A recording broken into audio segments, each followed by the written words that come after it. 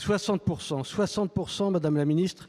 Ce chiffre n'est pas le mien, c'est celui du Conseil des prélèvements obligatoires dans son rapport publié le 1er décembre. 60% de la richesse nationale est détenue par les 10% les plus favorisés en France et 27% de cette richesse par les 1% des plus riches.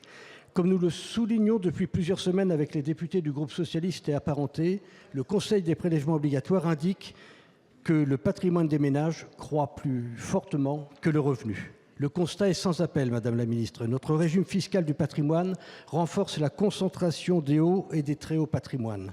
En conséquence, le CPO propose de son côté de réformer à rendement constant autour de 3 exigences. Une imposition plus neutre pour permettre des investissements efficients, plus adaptée aux changements démographiques et sociétaux et plus équitable grâce à une assiette plus large et des taux potentiellement plus faibles. Le CPO propose 2 scénarios. Le premier associe la taxation des liquidités logées dans les holdings sur une longue durée pour éviter leur utilisation à des fins d'optimisation fiscale et un impôt différentiel portant sur les plus hautes transmissions et prenant en compte les actifs professionnels.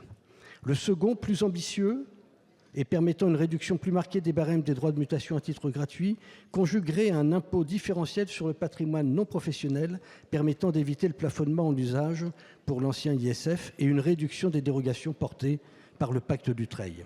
Je me permets de souligner, avec un peu de malice d'ailleurs, que ces propositions du Conseil des prélèvements obligatoires sont très proches des mesures que mon groupe défend depuis plusieurs semaines, voire plusieurs années, dans les débats budgétaires.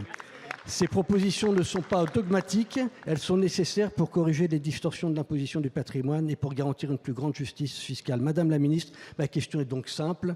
Comment allez-vous tenir compte de ces propositions pour assurer une meilleure justice fiscale et ainsi réduire le déficit ?